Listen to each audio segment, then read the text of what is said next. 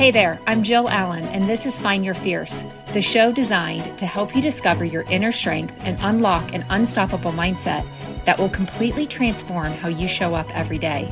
Each week, I will share methods and strategies to inspire you to step into your greatness and live life with purpose. Join me on this journey to becoming fit, fierce, and unstoppable.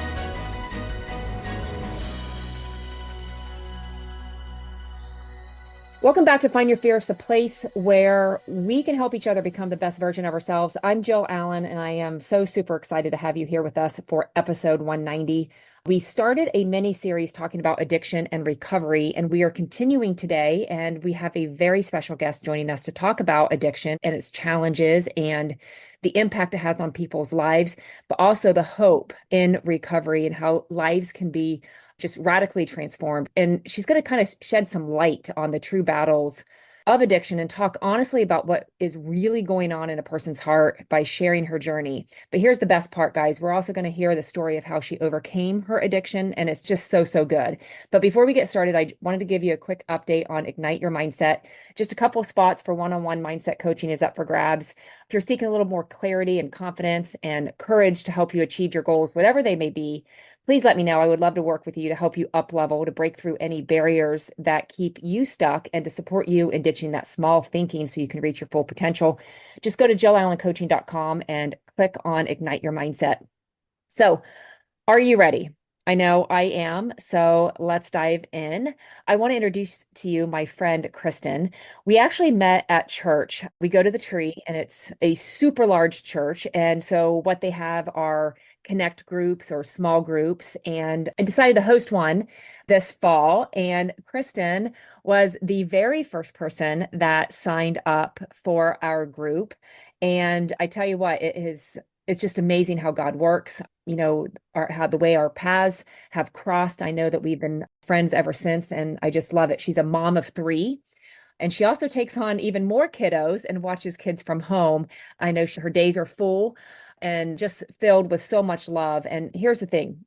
She is 4 years in recovery. And I don't know about you guys, but I know I am so honored that she is with us today, sharing her story. Kristen, how are you? I'm great. Thanks for having me. Yeah.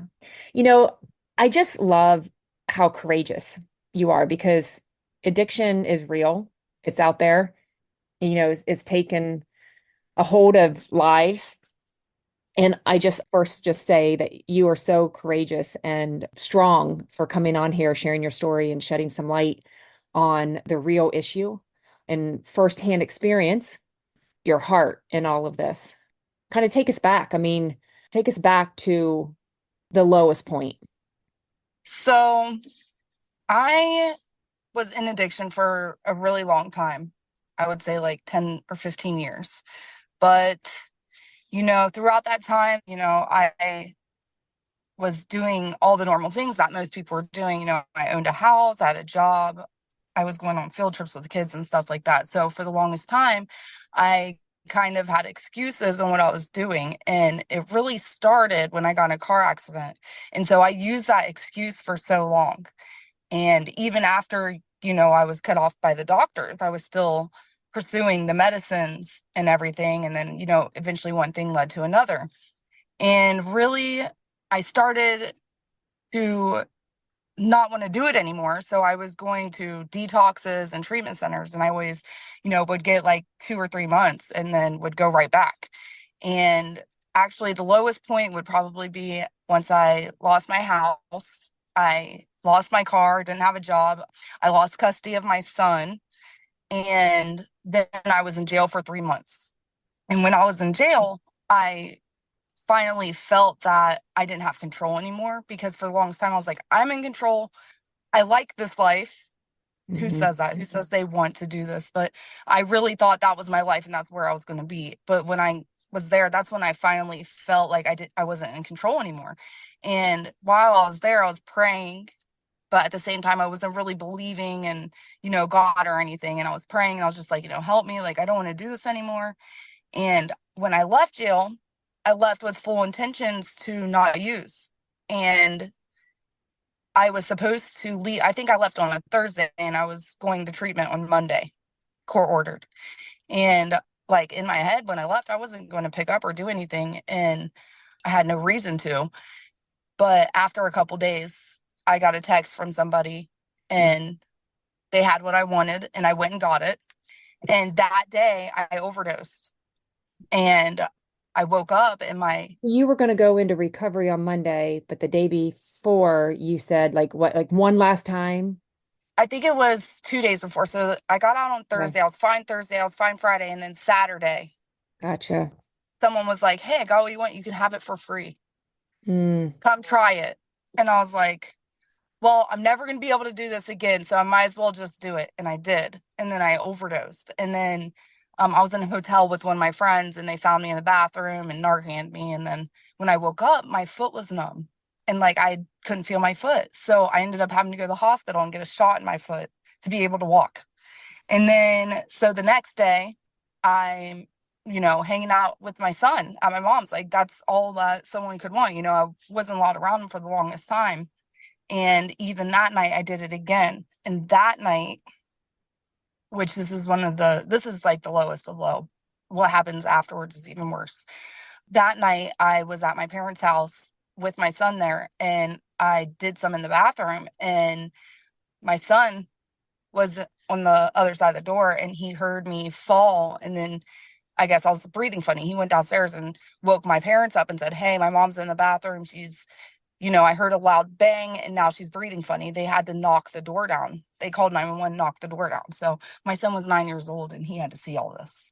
mm. And you would think, and of course I got taken to the hospital after that, but you would think like any normal person after that, you would be done. Like, why would you want to do more? So then on my way to the treatment center, I was like, I picked it up again. I went and got more. And then and the reasoning for me to do that was I was like, well, if I don't die this time, then I'll do it. Like, I'll try. I'll do it. But it literally took to the point that I really just wanted to die, to be honest. Like, I was hoping like I'd rather die. I'd rather die than get sober. So that was the lowest point. Okay, so you were in a car accident and you were prescribed Yes. pain pills. Okay, so Yes. were you clean or were you not using anything before that, or is that what kind of propelled that? Well, before that, I was like in a party lifestyle. I did a lot of the like shows and concerts and drank a lot and Hmm. did various things, but I never was dependent on something. And then I actually was basically sober. I was using marijuana, but I had my son in 2010. And from that point on, I wasn't doing anything. I was doing marijuana, but then I got into that accident and I was in a coma. I was life flighted. I was at the OSU hospital. And when I left there with bottles of pills. Hmm. Oxy was the main one. And I kept getting them prescribed to me. And then when they quit prescribing me, I would go to pain clinics and get it. And then when the pain clinics were like not giving them to me anymore, I would go out of state and get them. And this whole time, like, I was thinking I needed them because I knew nothing about being addicted to opiates. I did not know that when you don't have them and you're addicted to them, that your body hurts and that you're sick and it feels like you have the flu. I thought, well, I don't have the medicine that I need. And the doctors aren't giving it to me. And they don't understand that I need it because I'm in pain. And I thought it was from the accident. But in reality, it was because I was addicted and I was going through withdrawal. Wow. So that went on for years. This happens with the court order. You go on that Monday with drugs, Yeah. right? Okay. Yep. What happened there? Because how many times have like this court ordered one this was not your first time in recovery or No. a detox? And it's crazy. And like, okay, so before this point, before going here, I did not believe in God. I Mm. was so selfish. I believed I had control over everything. And, like I dictated everything. And I had actually been sent to this place before. And it's Okay. in Cleveland. So it was like a random place that I was sent to once. And when I went the first time, I would not accept anything that they were telling me. They're like, you have to believe in a higher power, like just all these things. And I was like, no, I don't believe in a higher power. And I just rejected it. And so I left there. And Mm. then when I was in jail, I was like, I have to go back to the Edna house. Like, I know I do. I have to go back there. And so when I went back, it was to the point where I was just like, I give up. Just tell me what to do. And I had an open mind. And I was like, I just gave up. And I knew that when I got there, they were going to be telling me that I needed a higher power. And at that point, you know, I saw some of the people that I was in the house with before, they were coming in and doing group because that's how like the Eden House works. It's all ran on donations, and the people that leave there that are sober, they come back and do the groups with you. Help. And So yeah. it's like it's all full of love and everything like that. And so I just gave up and I was willing to just do whatever they told me to do. Hmm. And I did it. And just like they say, like with the mustard seed, like when I got there, and I think I told you this before, I feel like they tricked me into like believing into God. Because when I got there, they're like, well, you just have to believe that you're not in control. And I'm like, okay, well, I finally like believed I wasn't in control because I did not want to use when I left jail. And guess what? Ended up using, even though my mind and was telling me don't do it. And Hmm. for some reason, it was like autopilot. Like I didn't even think about it, and my legs just took me there. And I'm like, I'm not in control. And so, like, that was the first step. Just admit that you're powerless. And I was like, okay, I'm powerless. Then your God can be anything. It can be a doorknob. And I'm just, like a doorknob, really. But they're like, it can be anything. And just slowly, like, I just started to believe in a God and a higher power. And that right there is what I needed. And I feel like it all happened like that for a reason, like just a little bit of God being put into my life because I was so against it Hmm. that I wouldn't have taken it all at once. So, like, my first belief was there's energy in Mother Earth. And, like, if you pray, then you're sending out good vibes. And, like, it just slowly built up from there. Hmm. And what they say is, like, addiction to anything, alcohol, just anything, it's a God-sized hole in your heart that you're trying to fill with whatever it is that you're trying to fill it with. Hmm. So Wow. that's what really did it for me. What were those first few days like? The first day, I really don't remember because obviously I picked up on my way there and I was out of it basically when I was there. But, like it was just sadness and defeat. Were That's you what in it pain was. though? When you were in pain going through withdrawal and the physical symptoms? I mean, sick So and I went through withdrawal in jail. okay. I was in jail when I went through withdrawal. And so when I came out and I used again, it wasn't to the point to where I was addicted already. So I didn't really go through withdrawal when I went to treatment because I'd only used like a few times. Okay. Okay. So the 3 months in jail was Yeah. when it hit hard. Yeah. What was like a major turning point? I mean, like, they talk about the 12 steps and things like that. I mean, what was the most difficult step for you? I mean, was it getting there? Was it making the decision? So I really think there's a few really difficult parts. So the most difficult part in the beginning is to just accept that you're powerless. That was the biggest thing with me. Like I felt like if I accepted I'm powerless, that means that I'm weak. Like I don't have control and I want to control things. And so being powerless just wasn't in my forecast. I did not want to be powerless. But then, after that, like you have to accept God into your life. And then the hardest step, and anyone that does the 12 steps, they will tell you, is the fourth and fifth step. So what you have to do is you have to go through your life and figure out all the people that you've ever been mad at, any resentments that you have on anything, a business, a person, anything. And I'm going to tell you right now, mine was like 150 pages long. Yeah. Like you have to find the person, every little thing that they did that wronged you and how it affected you. And then after you do all that, you have to figure out your part in it. And that's hard because if you go and look at every resentment you have, you play a part in it. And That's what you just have to accept. You have to accept that. And then after that, you have to go through all these things with another person because you have to say it out loud. And obviously, like if you're in the program, you do it with your sponsor. You have to say it to another person and to God. And it was hard, but I'm telling you, afterwards, it's just the most freeing feeling. Like I literally slept for 2 hours after I did it. I was just like so like my mind was blank and I just slept. It's the craziest feeling and you can never explain it unless you do it.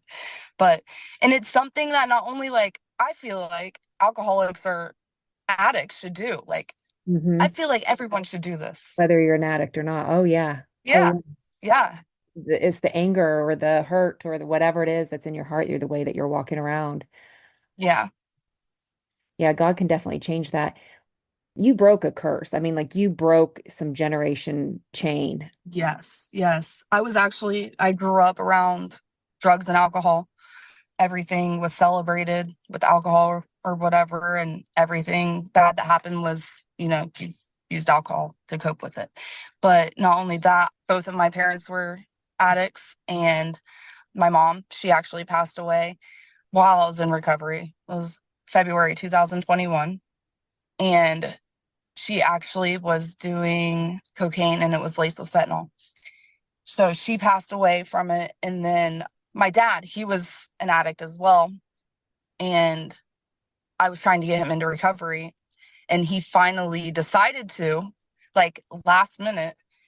I kept calling him, kept calling me. He's like, no, I'm fine, I'm fine. And then one day he called me and he was like, okay, I'm ready. And I'm like, what? For what? And he was like, get me out there. And I'm like, okay. And like I got him out there the next day and he's still in recovery today. So he's doing great.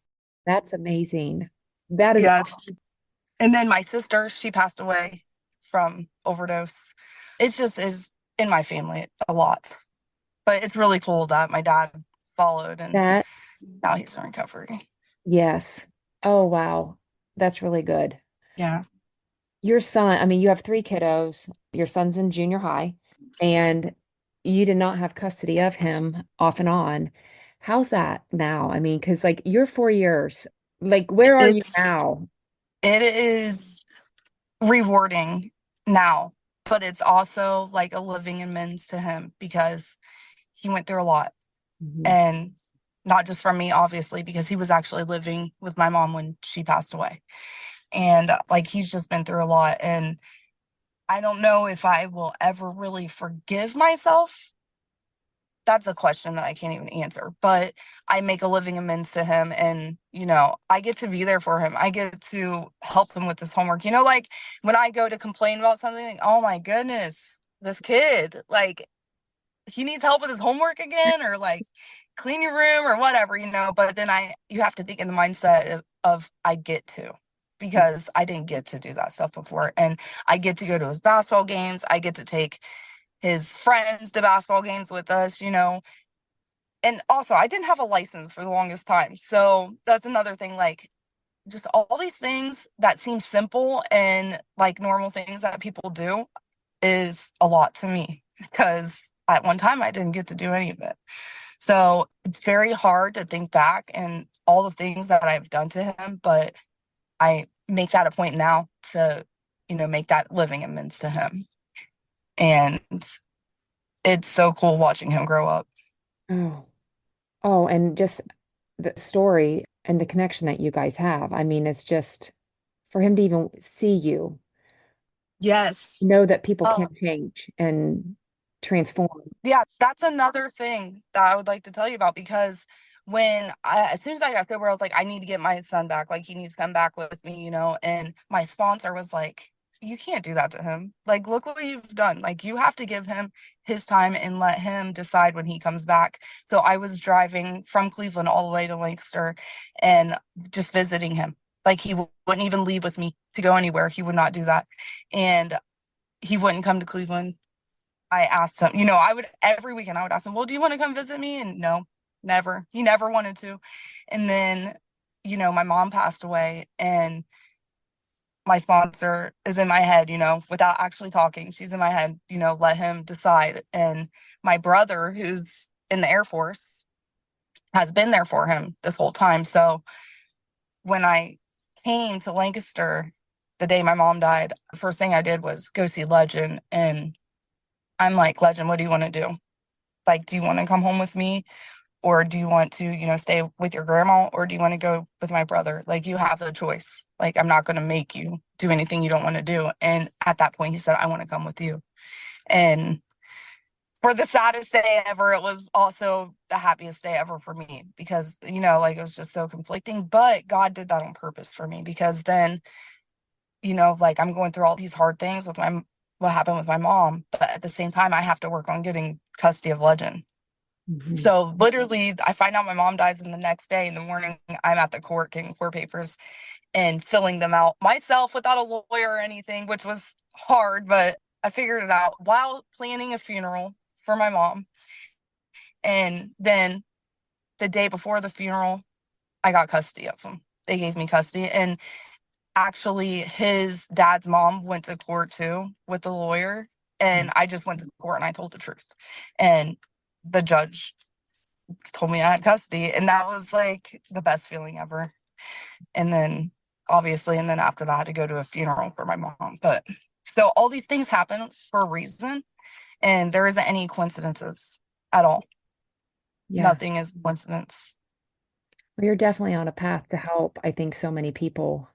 How do you, on a daily, I mean, your life is just completely different. I mean, you're doing different things. Like you said, you're going to all the games and being that mom and getting in the thick of that. But do you ever think about it? Do you ever think about, because when you're addicted, I mean, how does, I don't know, tell me, how does that work? Like, because like you said, like every ounce of you says, I don't want to do this, but yet you did.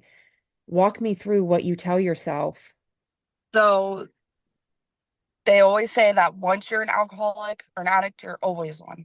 So, like the physical, it's not just a physical addiction, it's in your head, it's in your brain. Like, I mean, I'm going to tell you now, like, because I did fentanyl and meth and I did marijuana and alcohol.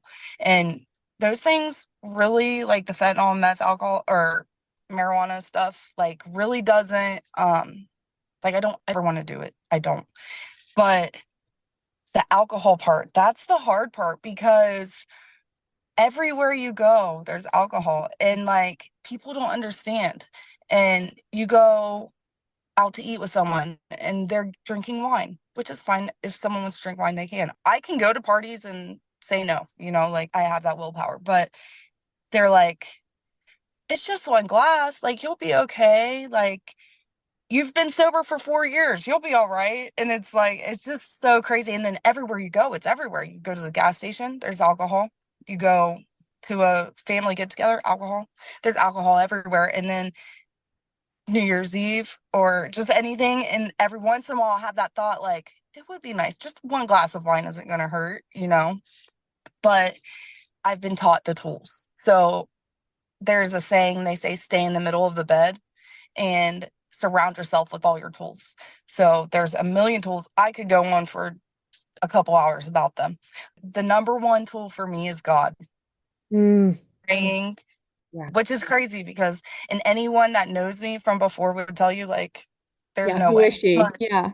yeah, so just praying helps anytime you have a thought or just playing it out. Just play it out. Like what's going to happen next. Like just play it out in your head. Like, and then also remembering, like you have to go back and you have to remember the feelings and remember what you were going through. And it's hard to like remember those things after it's been so long. So I have a lot of like my old notebooks, my journals and stuff, and I read them and I'm embarrassed to read them because of the things they say. And I'm just like, oh my goodness, but it takes me back because it's so easy to forget, how it was. And to fall back into that. You Yeah. have such a light about you. Like the first night I met you, you just your smile and your eyes, and it's just you do, and you have such a soft like soul. I know you love people, and I just love that we have met. You have some like pretty amazing news. Yes. And I yeah, I love you want to share because I was excited for you. Well, I got engaged on Saturday Wow. to the father of my kids, Mhm. the youngest two, and also the person that did recovery with me. We met in Cleveland And he moved back here with me, and we just have such an amazing relationship. And that's another thing also that I need to share, because everyone that finds out that I'm engaged, they're like, I thought you were never getting married. You don't believe in marriage. Because I would always say that I don't believe in marriage. It's just a piece of paper. Yeah. But Yeah, yeah, so it's so exciting. Like that is. That it's really like you get all these blessings in sobriety, and that's like one of them. There's so many that I could never even go through all of them, but the blessing of getting engaged, because I really never thought I would have a wedding or be engaged or Mhm. anything like that. So it's pretty cool. It is pretty cool. Yeah, your story, I know it's going to hit home with so many people. I mean, because the numbers, I mean, it's bleak when you look at the numbers of people who are really making it after them choosing to recover, and you're doing it. I mean, it's just so good. Yeah, it's unbelievable. Yeah. I'm a totally different person now than I was before. So Yeah. God can do that. yes. We accept him in our life and let him get to Hmm. us, right? Because I know he was always there, with you. He was always there, because you know what? If it was up to me, I would be dead and I would not be here. And there was God there keeping Mhm. me alive for a reason. And that's the only explanation. That's pretty, yeah. I think we're going to end it with that just because I don't know how we can trump that. Thank you so much. Thank you for having me. It's so good. We'll definitely have you back because I think you're not done yet. Before we wrap things up, guys, I've got to say there's something truly magical about getting outside, unplugging, and spending time in nature. It's a chance to unleash your inner adventure and slow down a little bit in this fast-paced world. And what better way to do that than by joining us for the Trailblazer Challenge? You definitely don't want to miss it. It's one of a kind experience. Head on over to JillAllenCoaching.com to sign up and get some awesome swag. Partner with Unbound now to fight human trafficking and then hit the trails with us. And if you're looking to level up your mindset, gain clarity, confidence, and the courage to take the next step toward your goals while receiving some personalized one-on-one support, then I would love to invite you to check out the Ignite Your Mindset coaching journey. Let's work together to ignite your passion and achieve your dreams. Would love to help you. Make sure to tune in next time as we continue to add some serious fire to your day. And not sure what we're going to talk about, but it's always going to be so good. Be sure to subscribe to the show so you get notifications of when the newest episode drops. Thanks so much for being here today. I truly hope we were able to fill your heart with joy. But before you go, I'd love it if you could let us know what you thought of the episode. Share the episode link on your social media if you found it inspiring, and don't forget to leave a review. It really helps spread the message. We all know someone who could use a little extra encouragement, so it's time to spread the love. Until next time, remember, be fit, be fierce, be unstoppable. See ya.